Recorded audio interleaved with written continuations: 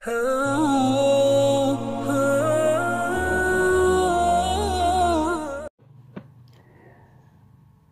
ماشاءاللہ بھائی نے بہت پیارا سوال پوچھا ہے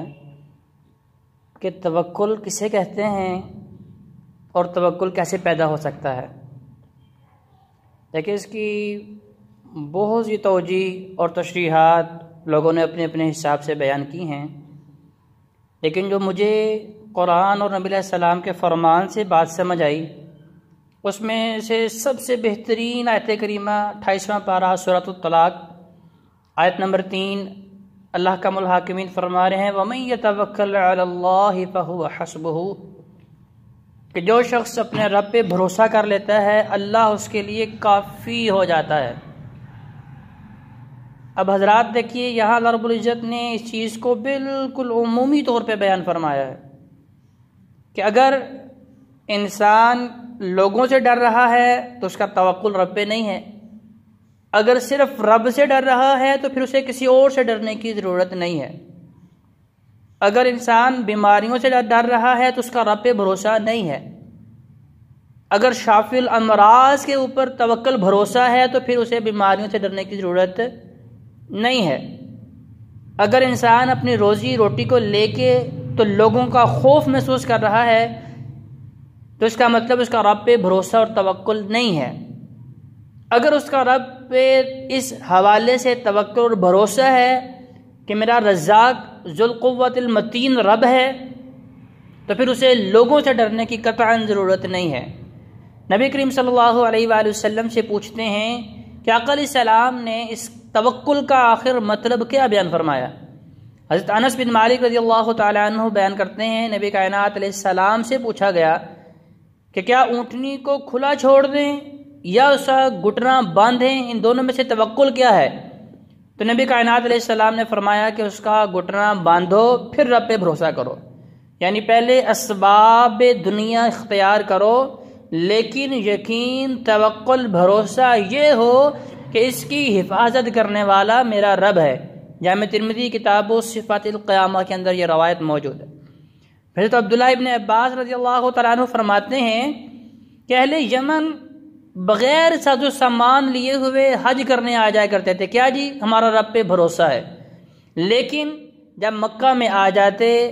اور وہاں انہیں کھانے پینے اور دیگر ان کی ضروریات اور حاجات ہوتی پھر لوگوں سے سوال کرتے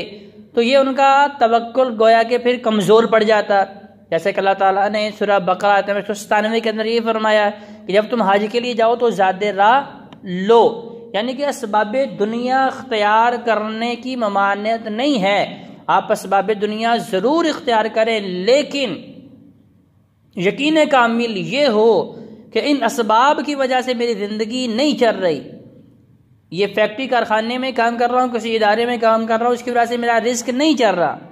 میرے دوست احباب کنبہ قبیلہ میرے ساتھ ہے اس وجہ سے میں لوگوں سے محفوظ نہیں ہوں، یا میرے پاس بہت سے روپے پیسے ہیں میں اپنی بیماریوں میں اسے استعمال کر کے تو بچ جاؤں گا، ایسا ممکن نہیں ہے۔ تو گویا کہ یہ اسباب اختیار ضرور کریں لیکن یہ بات ذہن نشین رکھیں کہ یہ اسباب اور یہ دنیا وما فیہا ان کی قدر و منزلت نبی کائنات علیہ السلام کی نگاہ میں ایک مردہ بکری کے بچے سے بھی جو ہے حقیر ہے۔ نبی علیہ السلام نے فرمایا اے میرے ساتھیوں بتاؤ کہ تم میں سے کون ہے یہ جو مرا ہوا بکری کا بچہ جو 1 درہم کا خرید لے؟ صحابہ نے کہا یا رسول اللہ ایسا کوئی آدمی نہیں ہے جو 1 درہم کے اندر اس مرے ہوئے بکری کے بچے کو خرید لے، نصف آدھے درہم میں بھی کوئی نہیں خریدے گا۔ تو نبی کائنات علیہ السلام نے فرمایا کہ دنیا کی وقت میرے نزدیک اس مردہ جانور سے بھی کمتر ہے، تو لہذا دنیا کے پیچھے بھاگنے والے ان کا توکل رب پہ نہیں ہو سکتا، دنیا کو کمائیں، اتنا ضرور کمائیں کہ آپ رب کی عبادت سے اور توکل سے جو ہے عاری نہ ہو جائیں، اسے جو ہے پیچھے نہ ہٹیں۔ تو رب پہ توکل اور بھروسہ کیسا ہونا چاہیے؟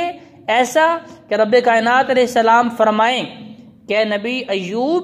آپ کئی سالوں سے ایک طویل بیماری میں مبتلا ہیں، بس اپنا پاؤں زمین پہ ماریں تو آپ کی شفا کا سبب پیدا ہو جائے گا۔ تو انہیں یقین کامل تھا کہ وہ رب جو شافی الامراض ہے جو کہہ رہا ہے اب اس کی بات میں 100% صداقت ہے، وَمَنْ أَصْدَقُ مِنَ اللَّهِ حَدِيثًا، کیونکہ میرے رب سے زیادہ سچی بات کرنے والا کوئی نہیں۔ رب کائنات نے کہا تو یقین کے ساتھ زمین پہ پاؤں مارا، اللہ رب العزت نے چشمہ جاری کر دیا اور اس سے غسل کیا تو اللہ رب العزت نے شفا دے دی۔ یہ توکل تھا، رب پہ بھروسہ تھا۔ رزق کے معاملے میں آ جائیں، اللہ رب العزت نے حضرت مریم علیہ السلام سے کہا کہ اس کھجور کے درخت کو ہلائیں، اگرچہ موسم نہیں ہے، اگرچہ اس پہ پھل نہیں لگا، لیکن رب پہ توکل یہ تھا کہ رب نے کہا کہ مریم میں تمہیں پھل دوں گا،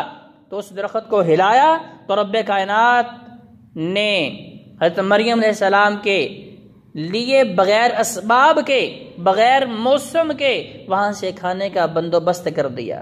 اولاد کا معاملہ ہے، حضرت زکریا علیہ السلام کو دیکھیے، جب انہوں نے دیکھا کہ اگر میرا رب بغیر موسم کے،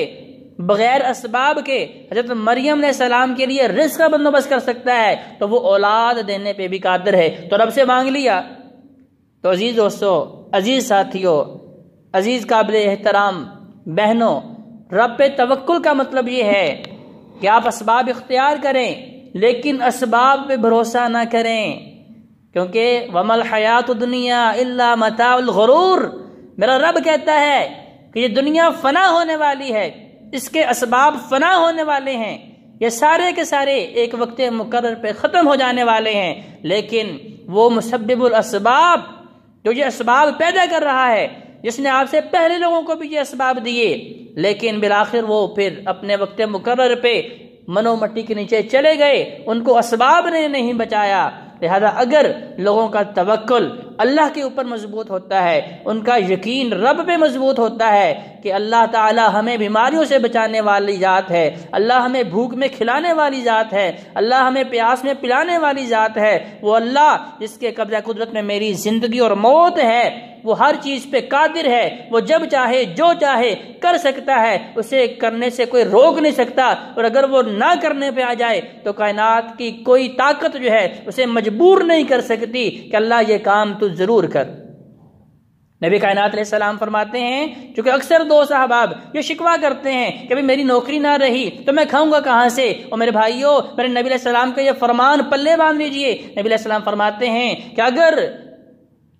انسانوں کا توکل پرندوں کی طرح ہو جائے کہ جب وہ گھروں سے نکلتے ہیں خالی پیٹ ہوتے ہیں، کسی فیکٹری میں نہیں جاتے، کسی کارخانے میں نہیں جاتے، لیکن میرا رب انہیں کھلاتا ہے، جب وہ واپس اپنے گھونسلوں میں آتے ہیں، اپنے گھروں میں آتے ہیں، اپنی اماج گاہوں میں آتے ہیں، ان کے پیٹ بھرے ہوتے ہیں، کیونکہ وہ اس توکل کے ساتھ، اس یقین کے ساتھ نکلتے ہیں کہ ہمارا کھلانے والا رب ہے، ہمارا رازق ہمارا رب ہے، لہذا وہ رب ان کو کھلاتا ہے۔ اگر انسان کا بھی توکل رب پہ یہ ہو جائے کہ میرا رب رازق ہے، میری فیکٹری کارخانہ، میری جاب، میری ملازمت رازق نہیں ہے، تو پھر یقینی طور پہ فَمَن يَتَوَكَّلْ عَلَى اللَّهِ فَهُوَ حَسْبُهُ، جن پر بھروسہ پرندوں کی طرح رب پہ ہو جائے تو پھر رب کہتا ہے کہ میں ان کے لیے کافی ہو جاؤں گا۔ لہذا اپنے توکل کو رب کے اوپر مضبوط کر لیجئے، اپنے یقین کو ڈگمگانے نہ دیجئے، اسے متزلزل نہ ہونے دیجئے، اس کے اندر استحکام پیدا کیجئے۔ پھر میرا رب کہتا ہے کہ میں آپ کے ہر چھوٹے بڑے جسمانی، روحانی، اندرونی، بیرونی ہر معاملے میں آپ کے لیے کافی ہو جاؤں گا۔